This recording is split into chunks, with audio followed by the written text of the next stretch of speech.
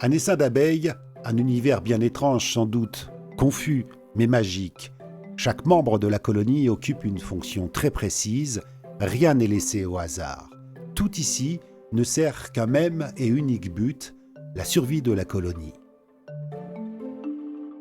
La reine consacre ses 4 à 5 années de vie à mettre au monde les futures générations d'ouvrières, lesquelles consacreront leur vie 6 mois seulement à travailler pour leur reine. Le nectar est l'aliment indispensable à la vie des abeilles. L'abeille butineuse consacre des millions d'heures de vol à récolter ce précieux liquide.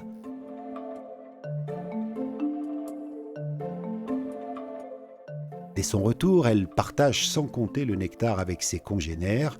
Il est collecté puis entreposé dans des cellules où les abeilles le ventilent pour le faire mûrir et le transformer en miel.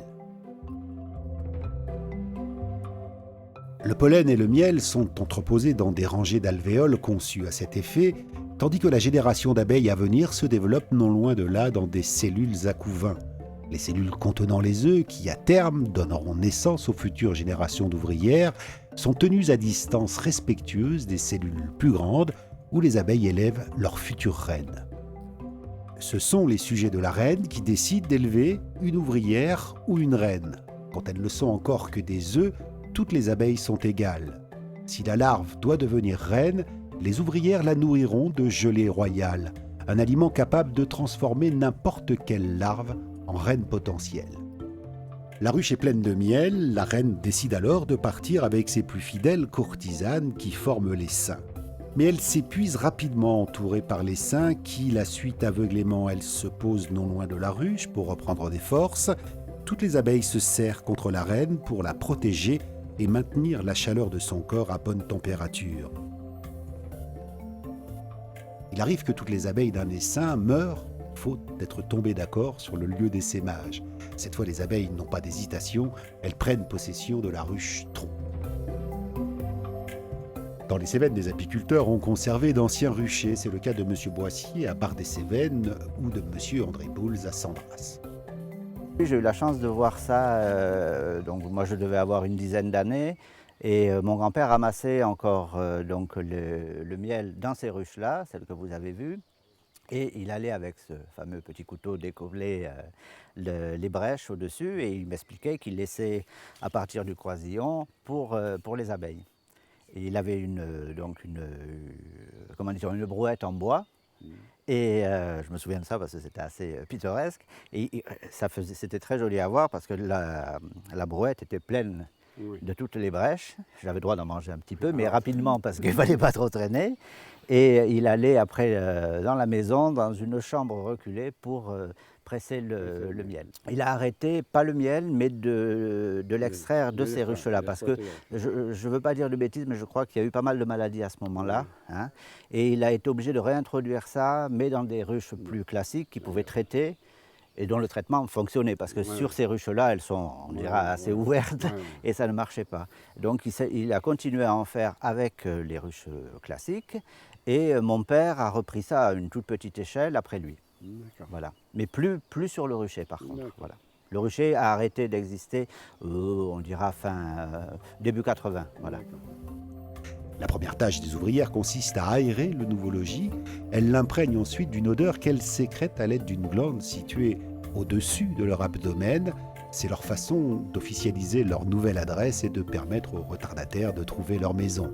Accrochées les unes aux autres, les abeilles forment une longue chaîne qui leur permet de mesurer la profondeur de la cavité. Elles peuvent ainsi évaluer les travaux qu'elles ont effectués. Ces insectes ont une force de travail phénoménale. Ainsi, pour faire 1 litre de miel, il faut récolter le nectar contenu dans 10 millions de fleurs.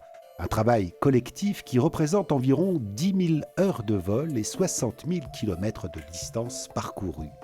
De retour à la ruche, les butineuses confient leur chargement aux ouvrières avant de repartir aussitôt. Les ouvrières se chargent à leur tour de déposer dans les alvéoles le nectar qui, suite à l'action des enzymes naturelles que contient leur salive, se transforme en miel dans leur corps. La cellule est alors refermée avec une couche de cire. Le miel est essentiel à la survie des abeilles. Mélangé au pollen, il sert également à alimenter les larves qui donneront la génération suivante. Une abeille éclaireuse a découvert une nouvelle source de nectar dont elle rapporte un échantillon. Sa danse renseigne les autres sur l'abondance de la nourriture, mais elle indique aussi la direction et la distance du butin à récolter. Avant l'hiver, l'apiculteur commence par examiner la ruche, puis il prend sa part de réserve de miel. C'est le loyer qu'il prélève pour la location et la gestion de la ruche. Un petit loyer car l'apiculteur va avant tout protéger les abeilles jusqu'au printemps. Il va nourrir la colonie avec du sucre ou du sirop quand il n'y a plus assez de fleurs dehors et que leur stock de nourriture est épuisé. Grâce à l'apiculteur, les abeilles n'ont pas besoin de sortir de la ruche pour se nourrir. La première étape consiste en la désoperculation. À l'aide d'un couteau, l'apiculteur ôte les opercules de cire refermant les alvéoles contenant le précieux miel. Les cadres sont placés à la verticale dans l'extracteur, qui est en fait une centrifugeuse. La force centrifuge va alors éjecter le miel hors des alvéoles. Il faut tourner lentement au début afin de ne pas endommager le cadre. Les rayons chargés de miel sont lourds et fragiles, et faire tourner dans un sens puis dans l'autre afin de bien vider chaque côté du cadre.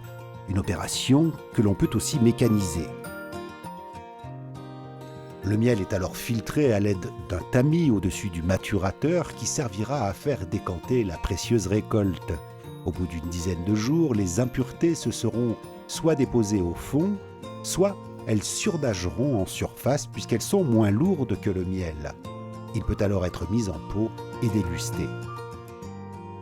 Si l'abeille disparaissait de la surface du globe, l'homme n'aurait plus que 4 années à vivre, disait Albert Einstein. Alors attention à ces petits insectes. De nombreux apiculteurs observent des troubles de comportement, désorientation, problèmes d'atterrissage à la ruche. La mortalité inquiétante des abeilles est due aux maladies, mais aussi aux insectes prédateurs, le frelon asiatique, la sécheresse, la diminution inquiétante de la diversité florale, et surtout les produits chimiques utilisés par les hommes. L'abeille européenne n'est pas habituée à ce frelon-là parce qu'il n'a pas la même façon de procéder que le frelon autochtone, le frelon européen, le frelon craveau, parce que lui il se pose sur le plancher d'un vol pour saisir les abeilles. Tandis que le frelon asiatique, lui, il se met en vol stationnaire devant la ruche, il attend que les abeilles rentrent du boulot et les capture et s'en va avec. Et là, elles ne peuvent rien faire contre lui. Il y en a certaines qui commencent peut-être à se défendre contre le frelon asiatique, mais très peu à notre connaissance. Il ne faut surtout pas s'en approcher, il ne faut surtout pas essayer d'y toucher ou de le détruire. En ce qui nous concerne le département du Gard, il faut appeler le pompier. Ce sont les jeunes abeilles qui l'an prochain assureront la relève. Elles deviendront les nouvelles ouvrières qui prendront leur envol afin d'assurer la pollinisation des fleurs et récolter le nectar qui nourrira toute la ruche et produira le miel que nous aimons tant.